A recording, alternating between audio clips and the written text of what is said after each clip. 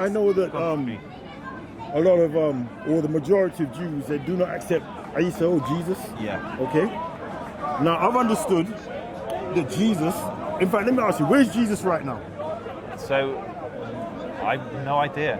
No idea. Are I you- don't even. are you- Let are me you let being me let me sincere? let me give you a sincere, completely sincere. I don't even know if Jesus existed. Okay, cool. So, and the reason I say that is Because the the first reason time why he I'm was asking this mentioned was stuff is 70 this- years after his death. You have these we have these Christian Zionists who are hell bent on helping the Jews against the Muslims. So you've got a guy in America called Ray Hagee, disgusting individual. I don't know if you know. So who not he is. Higgy, Christian Disgusting Zionists for individual. Israel. So, Now his agenda is this, unbeknownst to a lot of people. The Christian Zionists, they believe that Jesus, Isa, who you may or not yeah. believe in, he won't return until the Jews, whoever they are established with a new temple in Jerusalem. So what I would say, I haven't spoken to Hagee. Do you Pastor qualify Hagee, that? But I've spoken to many of the people who work for him. Yeah. And my understanding of what they believe, the majority of Christians who support Israel, I'm sure there's like extremists, but the majority of Christians that support Israel believes that because of the Old Testament says, those that bless Israel or stand by Israel will be blessed, and those that curse Israel will be cursed. And so they stand with Israel, the Jewish people, because they believe they will be blessed by Allah subhanahu wa ta'ala for doing so.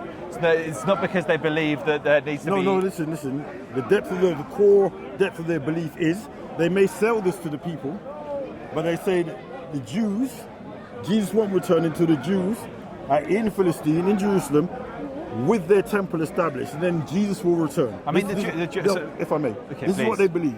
But then, behind their ideology is that they'll put the sword to you guys if you don't accept Christianity when Jesus comes back. So, do you understand where I'm going with this? What I would say is most of my left-wing Jewish friends say exactly the same thing. And my only issue with Christians is when they try and take me or my children away from our faith. So the majority of Christians I speak to actually have love in their heart for the Jewish people. And you may be saying this, and I'm sure there are some Christians that hold just like you have Daesh in Syria doing crazy things in the name of Islam and having crazy beliefs. But I think most Christians I speak to don't want to put the Jews to the sword. You know, I would say this, look, nobody has a monopoly upon oppression or being oppressed. I don't know where that came from, but I agree with that. Yeah. Okay? Now, with that being said, if Muslims oppress people, it's always their religion. Okay?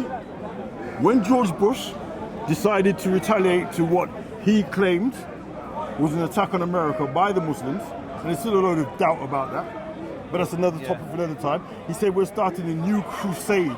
Look at the word, a new crusade. So who were the original crusaders? They were the Christians. Yep. And they weren't good to the Jews either. On the and they made their crusade all right. Yeah. So they went into Iraq, and the rest is history.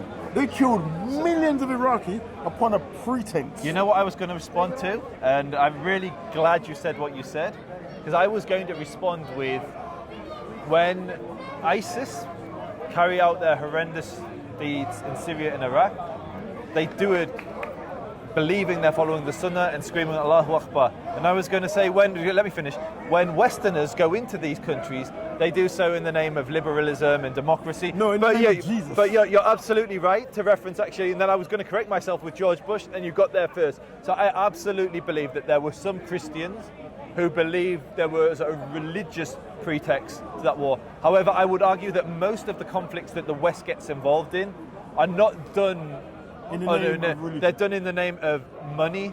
They're done in the name of democracy American and power and hegemony. liberal. Exactly.